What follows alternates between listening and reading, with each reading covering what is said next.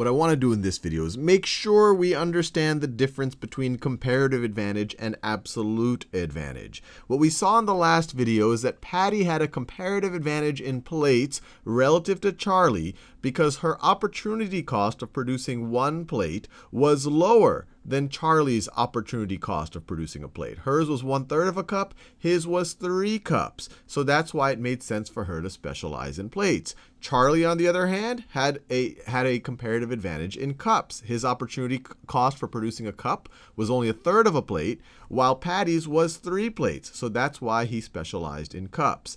Now, we can't confuse this with absolute advantage. Absolute advantage in a given product just means that you produce that, you are more productive at that thing given the same inputs. And so if I were to just give you this graph and you didn't know how many workers Charlie or Patty had and how many inputs they're using to produce either 30 cups in a day or 30 plates in a day, you actually could not make any statement about absolute advantage. But if we assume that in all of these scenarios they have the same number of inputs, so if we think about plates, if we say, given, let's say they each have one employee, maybe it's themselves, and given that one input or the same number of inputs, Patty is able to produce more plates than Charlie, then it is true Patty would have an absolute advantage in plates. And if given the same number of inputs, Charlie is able to produce more cups than Patty, then he would have an absolute advantage in cups. But it is not because of that absolute advantage that he is specializing it. In fact, we don't even know what their inputs were. It might be that he doesn't have an absolute advantage. Maybe Charlie needs 100 people to produce his 30 cups, while Patty can produce 10 cups with one person. So in that case, actually, Patty would have an absolute advantage, but it just wouldn't be obvious from this right over here. But to make everything clear, I want to do a scenario where, let's say Charlie improved his productivity in some way, and he actually has the absolute advantage in both products, and still show that as long as they have different comparative advantages, that it still makes sense for them to specialize. So let's do another scenario. So Charlie has improved dramatically. So let's draw our little graph here. So that's our cups axis, and this is still our plates axis. Cups and plates. And let me put some more markers here. 10, 20, 30, and 40. And 10, 20, 30, and 40. And let's still put Patty. Let's assume Patty hasn't changed. So this is her PPF. So that is Patty's PPF, just like that. But let's say that Charlie has improved dramatically. And so Charlie's PPF looks like this. So this is Charlie's PPF now looks like this. So in a given day, he can produce, and let's just assume that they're using the same number of inputs. So using the same number of inputs in a given day, he can produce 40 cups when Patty can only produce 10. So he has the absolute advantage in cups. Or in the same given day, using the same inputs, he could produce 40 plates while Patty can only produce 30. So now Charlie all of a sudden has an absolute advantage in both products. But we'll see it still makes sense for them to specialize because they have different comparative advantages. They have different opportunity costs. So let's figure this out. So we have all the same numbers for Patty.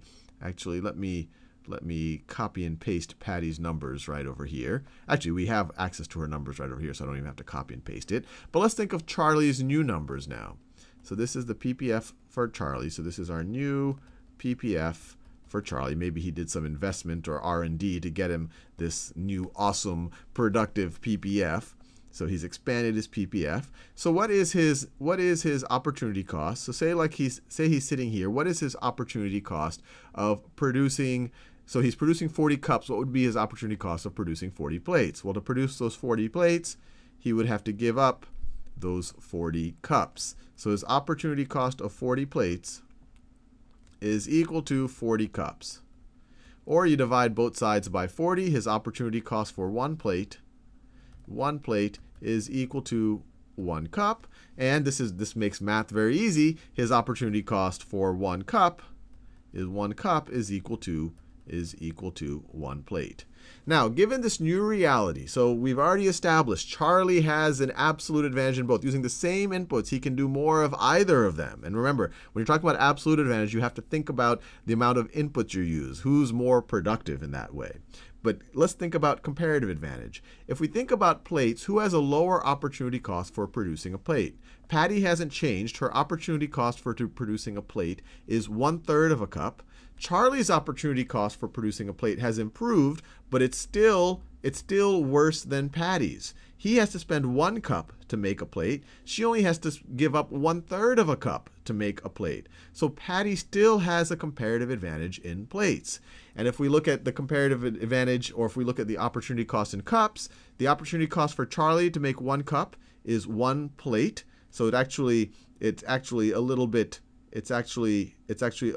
worse than it was before, but that's, as we'll see, that it ends up being a good thing. He's just overall more productive. But his opportunity cost for 1 cup, he's giving up 1 plate now, when before he was producing 1/3 of a plate. And that's because in the other scenario, he was kind of more one-sided, I guess is one way to say it.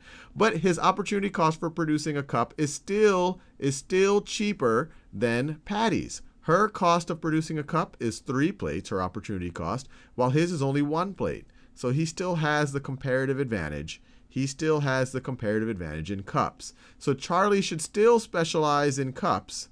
Specialize in cups. And Patty should still specialize in plates. And to show that they can still get an outcome that is beyond even Charlie's production possibilities frontier, let's think about how they could trade. So Charlie is going to specialize in cups. He's going to sit right over there producing 40 cups a day. And Patty is going to specialize. She is going to specialize in plates. And she's going to sit right there and produce, let me use a different color. I don't want to use his color. And she's going to sit right over there and produce 30 plates a day. So how could they trade for mutual benefit? Well, any trade that is better than their, assuming that they don't want to have only plates or they don't only want to have cups, any trade that is cheaper than their opportunity cost will be a good one. So for example, Patty's sitting here producing only plates. Her opportunity cost for a cup is 3 plates. Her opportunity cost for a cup is 3 plates. So she would be willing to trade anything less than 3 plates for a cup, assuming that she wants it. Because if she had to make the cups herself, she would have to give up 3 plates. So let's say that she'd be willing to trade. So Patty would be willing to trade 1 plate.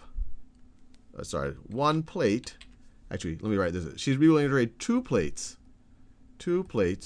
for 1 cup. She'd be willing to trade that because if she had to make the cups herself, she would have to give up 3 plates for 1 cup. So she's willing to trade 2 plates for 1 cup. And let's see if Charlie would be willing to trade 2 plates for 1 cup. So he has all of these cups. How many cups does he have to give away for a plate? Well, he has to give away 1 cup for a plate. Now he would have to give away 1 cup for 2 plates, or he would have to give up half a cup for a plate. Either way, this is better than his opportunity cost of trying to get that incremental plate. So he would be willing to do this too, 2 plates for 1 cup. He'd be willing to do 1 cup for 2 plates. And to see how that would improve, he could trade, so he could have 40 right here, 40 cups, or he could trade one of them away.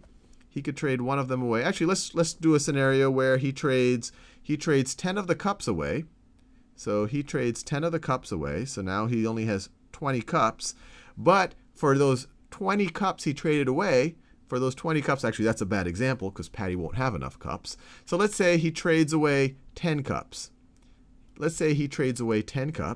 For those 10 cups, so let's get the scenario. So Charlie trades 10 cups for 20 plates. So now he traded 10 cups and he gets 20 plates. So now he'll end up at this scenario right over here, which was beyond, it was unattainable when he was working by himself, when he didn't specialize and get these gains from trade. So this is a good scenario for him. He's able to get outcomes that he otherwise would not have been able to get. He could, depending on how he trades, he could get outcomes on that, well, up to a certain point, because Patty only has 20 Patty only has 30 cups. So he can only get at best, he could take all of Patty's cups. So he could get something along that line over there. But if we look at the same scenario, Patty traded 20 plates for 10 cups. Where does that put her? So she traded 20 plates, so she's down to 10 plates, but she got 10 cups. So that put her right over here. Once again, beyond her production possibilities frontier. So this would look like a pretty good situation for Patty as well.